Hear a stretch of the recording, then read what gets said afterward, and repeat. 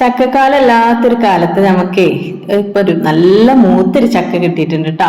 അത് നമ്മൾ ഈ ഒരു ചക്ക കൊണ്ട് ഇന്നൊരു വിഭവം ഉണ്ടാക്കാൻ പോകുന്നു. അപ്പൊ നമുക്ക് എല്ലാവർക്കും കൂടിയിട്ട് ഇതൊന്ന് കണ്ടു നോക്കാം കേട്ടോ.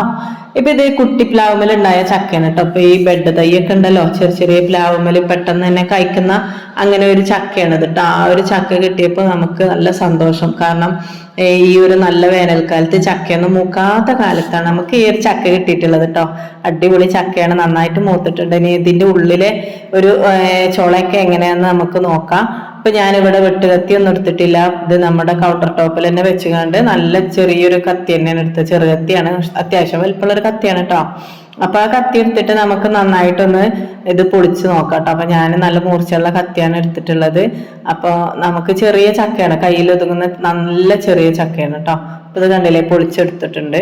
ഇപ്പൊ നല്ല മൂത്തിട്ടുണ്ട് കേട്ടോ. നല്ല മഞ്ഞ കളറുള്ള ചുളയാണുള്ളത്. കുറച്ച് അതിന്റെ ആ ഒരു പശ വിളഞ്ഞില്ലേ, അതുണ്ട് കേട്ടോ.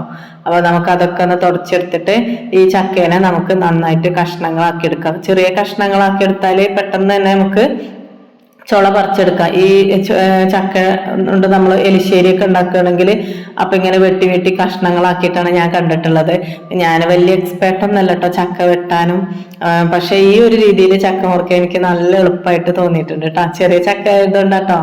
അപ്പൊ ഏതായാലും നമുക്ക് ചക്കയുടെ ഈ ഒരു തണ്ടൊക്കെ കൂനൊക്കെ എടുത്തുകൊണ്ട് അരിഞ്ഞിട്ട് കളയാട്ടോ. അപ്പൊ നല്ലോണം അതൊക്കെ പെട്ടെന്ന് നമുക്ക് നല്ല മൂർച്ചയുള്ള കത്തിയാണ് ആയതുകൊണ്ട് തന്നെ വേഗം അതൊക്കെ അരിഞ്ഞ് കളയാൻ പറ്റുന്നുണ്ട്. ചക്ക പറഞ്ഞതൊന്നും അനുസരിക്കണില്ല, എന്നാലും അങ്ങോട്ടും ഇങ്ങോട്ടും ഒക്കെ വഴുക്കി കളിക്കുന്നുണ്ട്. ഏതായാലും നമുക്ക് ഒരു വിധത്തിലൊക്കെ ഞാനിവിടെ പീസാക്കി ഇട്ടിട്ടുണ്ട്. ഇനി ഇതിനെ നമുക്ക് ചുള പറിച്ചെടുക്കണം. ഇനി സുഖമാണ് കേട്ടോ, ഇങ്ങനെ ആയി കിട്ടിയ സുഖമാണ്. ഇനി ഇതിന്മേൽ കുറച്ചും കൂടിയൊക്കെ ആ ഒരു ഇത് ഉണ്ടാവുമല്ലോ, അതൊക്കെ ഒന്നും കൂടി അരിഞ്ഞെടുത്താൽ നമുക്ക് പെട്ടെന്ന് തന്നെ നമുക്ക് ചുള അങ്ങോട്ട് പറിച്ചെടുക്കാൻ. കണ്ടില്ലേ, ഇനി വേഗത്തിൽ നമുക്ക് ഓരോ ചുളയും കിട്ടും. ഇപ്പൊ ഞാനിങ്ങനെയാണ് ഇപ്പൊ എടുത്തിട്ടുള്ളത്. ചെറിയ ചക്ക ആയതുകൊണ്ടാണ് കേട്ടോ. അല്ല വലിയ ചക്ക ആണെങ്കിൽ നമുക്ക് ഇത്ര എളുപ്പത്തിലൊന്നും ഇത് ഇങ്ങനെ കൗണ്ടർ ടോപ്പിലൊന്നും വെച്ചങ്ങാണ്ട് പറ്റൂല കേട്ടോ. നല്ലോണം കൊത്തൊക്കെ വേണ്ടി വരും.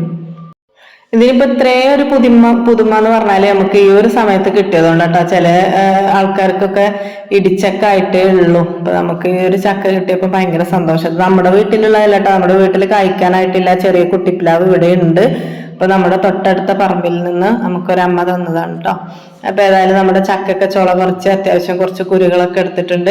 ഇനി നമുക്ക് ചക്കയൊക്കെ നന്നായിട്ട് കുറച്ച് കഴുകി കഴുകലില്ല ചക്ക എങ്കിലും കൂടി ഒന്ന് കഴുകിയെടുക്കാം. പൊടിയും കാര്യങ്ങളൊക്കെ ആയെങ്കിലും അപ്പൊ നമ്മൾ ചക്കയൊക്കെ കഴുകി വൃത്തിയാക്കിയിട്ട് നമ്മളൊരു കുക്കർ വൃത്തിയാക്കിയിട്ട് അതിലേക്ക് ഇട്ട് കൊടുത്തിട്ടുണ്ട് കേട്ടോ. ചക്ക എപ്പോഴും ചക്ക വെട്ടുമ്പോഴായാലും ചക്ക ആരെങ്കിലും ചുള പറിക്കുമ്പോഴായാലൊക്കെ നമ്മൾ ഇടയ്ക്കിടയ്ക്ക് എടുത്ത് തിന്നൂലേ. അപ്പൊ ഞാനിതാ ഇതുപോലെ തന്നെ ഇടയ്ക്കിടയ്ക്ക് ചക്ക വേവിക്കാൻ കുക്കർ അടയ്ക്കം വരെ ഇതിന്ന് കഷ്ണങ്ങൾ എടുത്ത് തിന്നിട്ടുണ്ട് കേട്ടോ.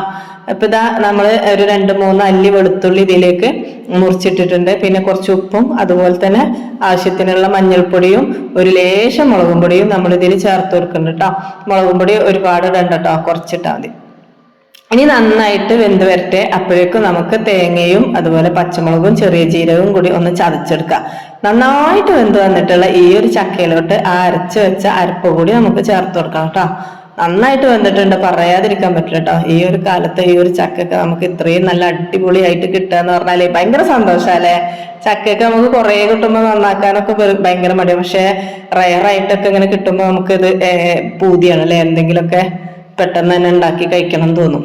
അപ്പൊ നമ്മൾ ഈ അരപ്പ് കൂടി ഇതിലേക്ക് ഇട്ട് കൊടുക്കുന്നുണ്ട് കേട്ടോ. നന്നായിട്ട് മിക്സ് ചെയ്ത് കൊടുക്കാം. അപ്പൊ കേട്ടോ അടിപൊളിയായിട്ട് കിട്ടിയിട്ടുണ്ട്. കപ്പ വെച്ചതുപോലെ നമ്മൾ അടിപൊളിയായിട്ട് ചക്ക വെച്ചിട്ടുണ്ടേ. ഇനി നന്നായിട്ട് നമുക്കൊന്ന് വറവിട്ട് കൊടുക്കാം. അത് ചെറിയൊരു കുഞ്ഞു ചീനച്ചട്ടി വെച്ചെടുത്തിട്ടുണ്ട്.